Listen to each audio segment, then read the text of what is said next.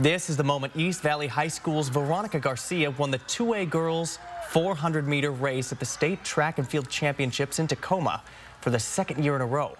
But as a transgender athlete, her victory once again sparking controversy, with many questioning her place in girls' sports. We've covered this debate extensively since Veronica won the state title last year, hearing from both sides, even from Veronica herself. Now, as she prepares to graduate, she's closing this chapter. Marissa Rio met with Veronica to hear her reflections about track and the criticism that came with it. As soon as you get on the line, the adrenaline's rushing. That adrenaline pushed Veronica Garcia across the finish line, defending her state title in the 2A girls 400-meter dash. I think I was just happy. I did what I accomplished. I did what I came to do. It's my senior year, and I'm proud of myself. As a transgender athlete, what Veronica pushed through goes far beyond the track.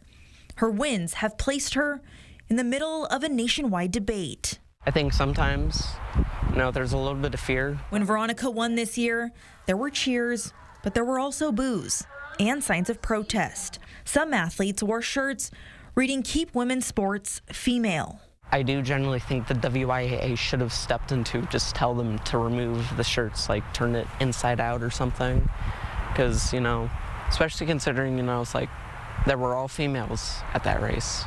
And while much of the attention was on the controversy, Veronica says this year was more positive than last. I had strangers coming up to me and were telling me, good job, and I did not expect that. Getting to this point, though, wasn't easy. Especially this year has been a bit of a, more of a mental game. Since her win last year, districts across the state have called on the WIAA to change its policy that allows transgender athletes to compete in girls' sports. And earlier this year, President Donald Trump signed an executive order banning transgender athletes from women's sports, creating a clash between state and federal laws. For a while, I kind of had a bit of a sort of a meltdown in a way, because I'm am I not going to be able to go to practice anymore? In the buildup of the season, she didn't know how this year would go. Part of me was fearful until I showed up back to practice. Finding support from her coaches and reassurance from state government, Veronica returned to the track. Whether it's coming from here in the stands or online, Veronica has had to face vitriol head on. She hears the noise. It's shaped her final year of high school. But Veronica says she's more than the labels others choose to give her. I'm an innocent person, I'm a kind person, I'm gentle, and just to betray me as some monster is just,